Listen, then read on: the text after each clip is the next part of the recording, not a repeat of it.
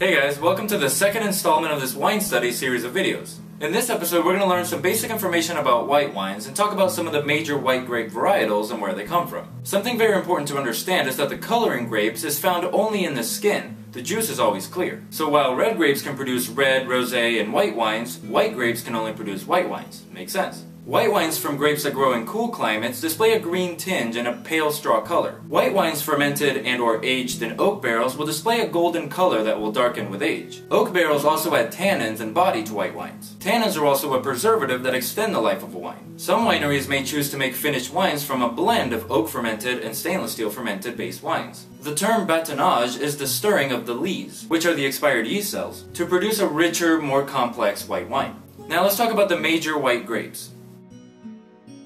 The first one is Chardonnay. As you can assume, these names like Chardonnay or Sauvignon Blanc aren't just the names of the wines, but the actual names of the grapes. Chardonnay is actually the most popular varietal in the world. Almost every country that makes wine produces Chardonnay. Although this grape grows best in cool climates and in soils that are rich in calcium, there is plenty of wine produced from Chardonnay grapes that grow in warm climates and in fertile soil. A well-made Chardonnay will contain flavors of apple and citrus, and will be quite crisp and refreshing on the palate when the grapes are grown in a cool climate. Chardonnay from warmer growing regions might be rich in tropical notes like pineapple and mango. Chardonnay is often oak fermented and or oak aged. These wines take on sweet vanilla and buttered toast flavors. Note that not all Chardonnay is exposed to oak, and there's a growing trend towards well-made unoaked Chardonnays. Whenever you hear the phrases Old World and New World in wine talk, just remember, Old World refers to places like Europe and Asia, while New World is talking about the continent of America and places like Australia, New Zealand, and South Africa. Now, a classic growing region for Chardonnay is definitely France, especially in the Burgundy region. Here, Chardonnay is the grape. Producers of unoaked Chardonnay look to Burgundy's Chablis region as a model, and producers of oaked Chardonnay look to Burgundy's Côte de Beaune region as their prototype. Another region is the Champagne region of France. In this cool climate region, Chardonnay is an important ingredient in the famous sparkling wine of Champagne, and is one of only 3 grapes permitted in the finished wine. Chardonnay can also fly solo in the Blanc de Blanc's Champagne. Of course, there are other Old World regions as well. Chardonnay grows successfully throughout Europe, including Italy, Spain, Portugal, Germany, Austria, and Greece. Even China is growing a lot of Chardonnay too.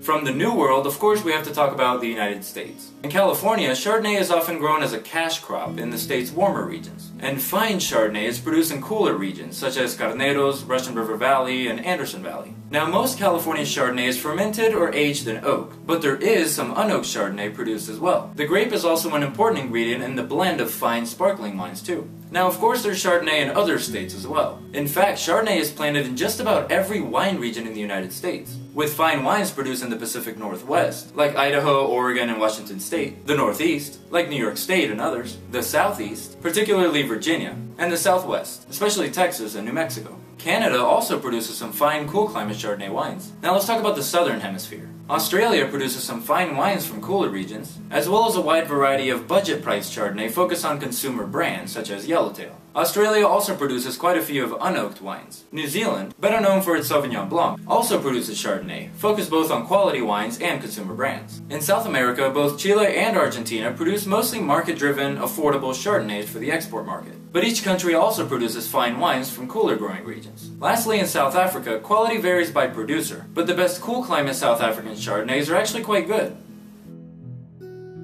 In terms of popularity, Sauvignon Blanc lives in the shadow of Chardonnay, but is a very important grape for both the Old World and the New World wines. At its best, Old World Sauvignon Blanc features green flavors and aromas. Green apples, green grapes, green herbs, etc., coupled with a pleasant smell and taste of earthy minerals. Classic Old World growing regions in France include the Loire Valley and Bordeaux. Sauvignon Blanc is also an important grape in Italy. New World Sauvignon Blanc has been referred to as a fruit salad in a glass, meaning that aromas and flavors of lime, kiwi, green honeydew melon, and tropical fruits like guava, papaya, mango, and passion fruit can dominate the wine. Sounds delicious, right? New Zealand has become famous for this style of Sauvignon Blanc. California produces crisp, refreshing, food-friendly Sauvignon Blanc, as well as richer, more complex versions often marketed as Fumé Blanc. Chile and South Africa both produce fine examples of Sauvignon Blanc too.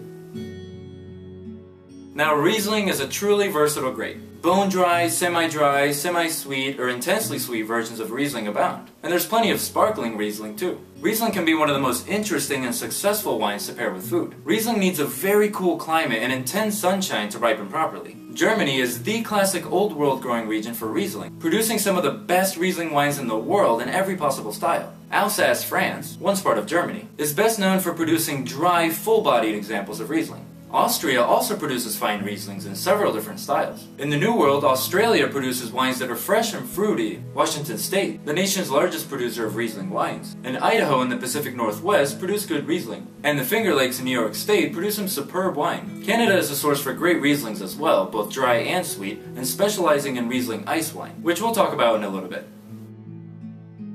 Pinot Gris in French, or Pinot Grigio in Italian, are the same grape. No matter how you say it, Grey Pinot has become a very popular varietal in the United States. At its best, wine made from this grape should be medium to full-bodied, with spice, honeysuckle, and nuttiness on the nose, and tropical flavors on the palate. The classic Old World growing region for Pinot Gris is Alsace, France, which produces intensely full-bodied wines. For Pinot Grigio, the wine regions of northeast Italy produce the best wines. In the New World, Pinot Gris is the most planted white wine grape in Oregon, whose wines created a New World benchmark for the varietal. California also produces quite a bit of Pinot Grigio, some of it quite good, some of it mediocre. Also, Canada produces some fine Pinot Grigio, and Australia also produces Pinot Gris, mostly market-driven value brands for the export market.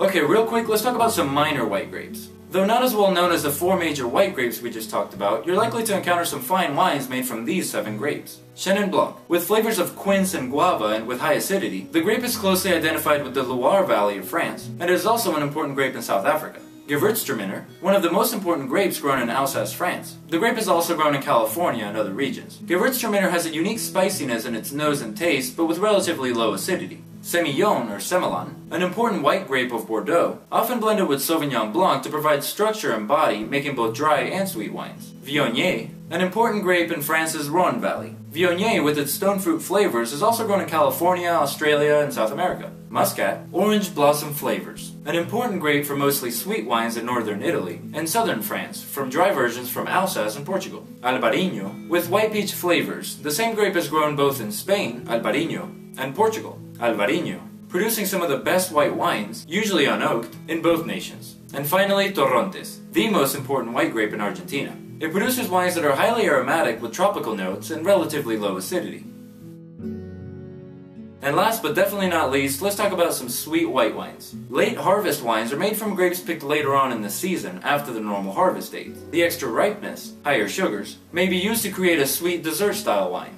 Ice wine, or Eiswein, is made from frozen grapes pressed so that the ice is separated from the sugars. This low-alcohol wine is both intensely sweet and intensely tart due to the extremely high acidity. It's one of my personal favorites. And finally, we have Botrytis cinerea, also known as the noble rot. It's actually a beneficial mold that pierces the grape skins, allowing water to evaporate, and therefore concentrating the sugars. These wines are always quite sweet and generally have a lower acidity than ice wine, and they're also pretty damn expensive. Thank you so much for watching. Once again, a lot of information. In the next wines episode, we'll be doing something very similar to this episode, except we'll be talking about red wines, so don't forget to subscribe so you'll be notified when that comes out. And once again, thanks for watching, and I'll see you next video. So I was in Atlantic City this past weekend and my friend ordered a Cosmo. She let me have some and I was reminded of how good they really are, even though most people consider them a girly drink.